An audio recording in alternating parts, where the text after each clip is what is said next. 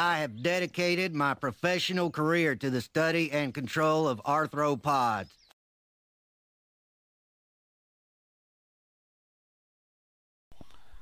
Hello, I am responding to a video by JBBremerton, Jonathan, called No True Scotsman. I watched this a couple of times. First of all, just always try to say something nice. I like the animation and video style. I think that's kind of cool. However, the video made me wonder if you were maybe deprived of oxygen as a baby or dropped or something. Because in watching this video, the thing that struck me the most, again, I'm not trying to, I'm not doing some argument from authority, but I've taught philosophy of science at a college level, and we covered fallacies, in depth. In fact, to the point of where the students were sick of them. And one of the things that we covered, the No True Scotsman fallacy, in all of its contexts, and it's not just religious. I mean, it's used all over the place. It's a pretty common fallacy in various guises. But what struck me about your video is you defined it quite well in terms of from its origin, the whole what is a Scotsman.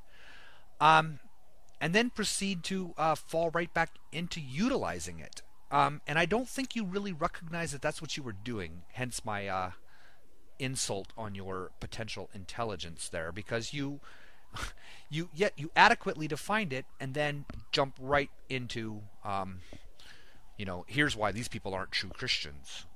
You the exact same. It's pretty bizarre to me. That you would do that, put it out there into the world, and it's like waving a big "I'm ignorant" flag out there, and I think that I'm perplexed. Unless you're some kind of a secret genius that's just messing with everybody's heads, maybe. I don't know that that's the case, but I couldn't figure out any other solution. Okay, think about this. Your definition, of No True Scotsman is, of course, that the point of the fallacy is that anybody, you could be born and raised in 10 generations of Scottish, you could wear a kilt and the works, whatever comes along with Scottish culture, and there's still somebody that could say, well, you're not a true Scotsman. My family's 11 generation, or my family's been here since the dawn of time. Whatever it is, there's always that's the fallacy, is that you can always undefine somebody out of any circumstance. So you can have yourself an evangelical Christian.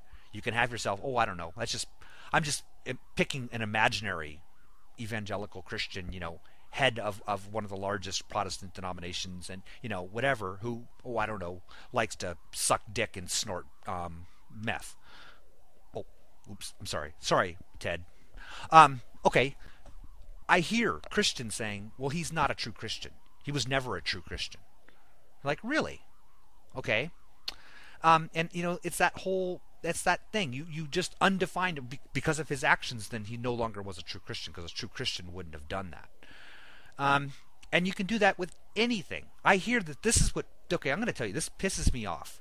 Have you ever read, I want you to look up and read Christian literature from the 50s, pre-civil rights era, Christian literature, mainstream Christian literature, about the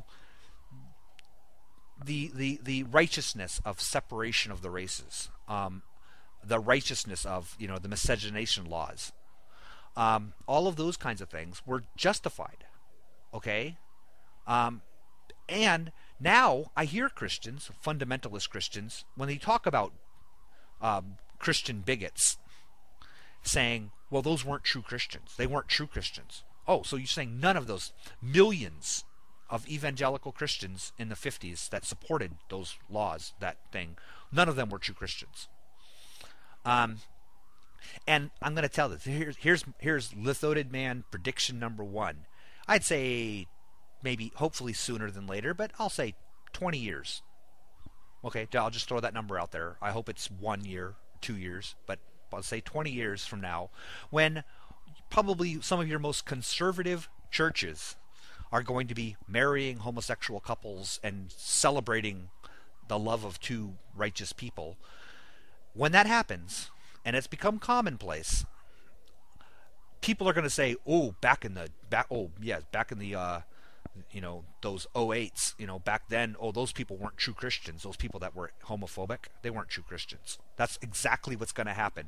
Mark my words on that. Guaranteed. It's just like, it's amazing to me. So, that is the no true Christian fallacy. So, or no true Scotsman fallacy. So, all of the people in the Crusades, none of those were true Christians. None of the people at the Inquisition, those weren't true Christians. And then you say it's a hypocritical to ignore the atheists when we say that, Stalin. Okay, Stalin was an atheist, and Stalin killed millions, and he was a horrible. It was a horrible. Anyways, Stalin was a horrible person. Sorry, I had a video interruption there. I'm not sure what's going wrong. But the point of this is that it's not hypocritical.